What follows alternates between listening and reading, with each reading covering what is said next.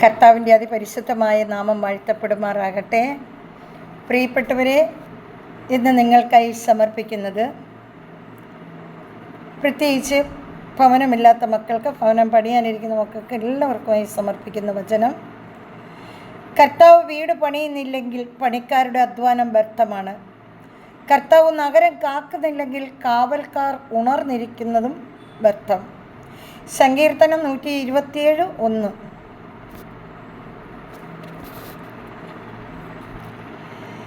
ഈ ആലയത്തിൻ്റെ പൂർവ്വമഹത്വത്തെക്കാൾ ഉന്നതമായിരിക്കും വരാൻ പോകുന്ന മഹത്വം. സൈന്യങ്ങളുടെ കർത്താവ് അരുളി ചെയ്യുന്നു, ഈ ആലയത്തിന് ഞാൻ ഐശ്വര്യം നൽകും. സൈന്യങ്ങളുടെ കർത്താവ് അരുളി ചെയ്യുന്നു. ഗഗ്ഗായി 2:9. വീട് പണിക്കാരായ നിങ്ങൾ തള്ളിക്കളഞ്ഞ കല്ല് മൂലക്കല്ലായി തീർന്നു. ആ കല്ലാണ് യേശു, മറ്റാരിലും രക്ഷയില്ല. അപ്പോസ്തല പ്രവർത്തനം 4:11.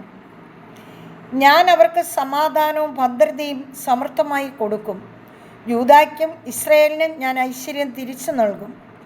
പൂർവ്വസ്ഥിതിയിൽ അവരെ ഞാൻ പണിതുയർത്തും. ജെറമ്യ 33:6-7 വാക്യം.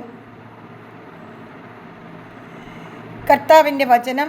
ഈ കേട്ട വചനത്താൽ കർത്താവ് നിങ്ങളെ ശുദ്ധീകരിക്കട്ടെ.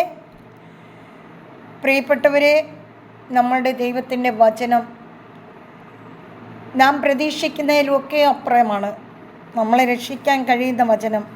ആ വചനത്തെയാണ് നമ്മൾ മുറുകെ പിടിക്കുന്നത്. അവിടെ അത്ഭുതം നടക്കുന്നു, ഇവിടെ അത്ഭുതം നടക്കുന്നു എന്നൊക്കെ പറയുമ്പോൾ ജനം ഓടരുത്. നമ്മൾ ദൈവത്തിൻ്റെ സന്നിധിയിലായിരിക്കണം. ദൈവവചനത്തിന് മുൻതൂക്കം കൊടുക്കണം. വചനവുമായി നമ്മൾ മുന്നേറണം. വചനത്തിനാണ് ശക്തി. ആകാശവും ഭൂമിയും കടന്നു പോയാലും കർത്താവിൻ്റെ വചനം ഒരിക്കലും കടന്നു പോകത്തില്ല. കർത്താവിൻ്റെ വചനം നമ്മെ ശക്തിപ്പെടുത്തും, നമ്മെ അനുഗ്രഹിക്കും, നമ്മെ വിശുദ്ധീകരിക്കും. ആ വചനത്തിൽ നമുക്ക് മുറുകെ പിടിക്കാം. ഈ കേട്ട വചനങ്ങളെല്ലാം നിങ്ങളെ ശുദ്ധീകരിക്കട്ടെ. ഈ വചനത്താൽ നമ്മളെല്ലാവരും ശുദ്ധീകരിക്കട്ടെ. നമ്മളെല്ലാവരെയും കർത്താവ് അനുഗ്രഹിക്കട്ടെ. പ്രിയപ്പെട്ടവരെ, എന്നോട് വിശ്വാസത്തോട് പ്രാർത്ഥന ചോദിച്ചപ്പോൾ ആ പ്രാർത്ഥനയുടെ മഹത്വം കർത്താവ് കണ്ടു കഴിഞ്ഞു. ആ പ്രാർത്ഥനയുടെ ശക്തിയും പ്രാർത്ഥനയുടെ ബലവും യേശു മനസ്സിലാക്കി കഴിഞ്ഞു.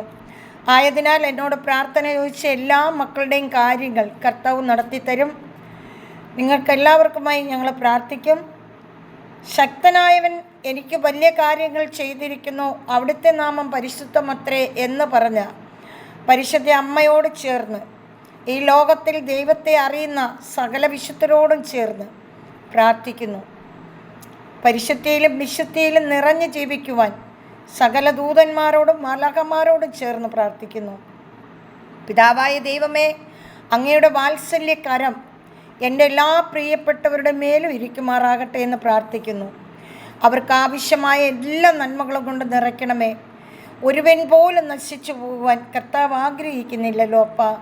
ആയതിനാൽ ഞങ്ങളും എല്ലാവർക്കും വേണ്ടി പ്രാർത്ഥിക്കുന്ന കർത്താവേ, അവരെ എല്ലാം ശക്തിപ്പെടുത്തണമേ, അനുഗ്രഹിക്കണമേ. ആരും നശിച്ചു പോകാൻ ഇടവരുത്തരുതേ. അങ്ങയുടെ സ്നേഹത്തിൻ്റെ നിറവ് ഓരോ മക്കളുടെ മേലും അയക്കണമേ എന്ന് പ്രാർത്ഥിക്കുന്നു. പിതാവായ ദൈവത്തിൻ്റെ വാത്സല്യ കരത്താൽ എല്ലാവരും വീണ്ടെടുക്കപ്പെട്ട ജനമായി ജീവിക്കട്ടെ. ആത്മാവിൻ്റെ നിറവിൽ എല്ലാവരും അനുഗ്രഹിക്കപ്പെടട്ടെ എന്ന് പ്രാർത്ഥിക്കുന്നു. പിതാവായ ദൈവത്തിൻ്റെ സ്നേഹവും പുത്രനായ ദൈവത്തിൻ്റെ കരുണയും പരിശുദ്ധാത്മാവിൻ്റെ അഭിഷേകവും എൻ്റെ എല്ലാ പ്രിയപ്പെട്ടവരോടും ഒപ്പം ഇരിക്കുമാറാകട്ടെ എന്ന് പ്രാർത്ഥിക്കുന്നു. പ്രിയപ്പെട്ടവരെ, ഇന്ന് ഉപവാസ പ്രാർത്ഥന തുടങ്ങുവാണ്. ഞങ്ങൾ ഇന്ന് ഉപവാസ പ്രാർത്ഥനയ്ക്കായി കടന്നു പോവുകയാണ്. നിങ്ങൾക്കെല്ലാവർക്കും വേണ്ടി പ്രത്യേകിച്ച് പ്രാർത്ഥിക്കും. നിങ്ങളെല്ലാവരും ഞങ്ങളെ ഓർക്കുക, പ്രാർത്ഥിക്കുക.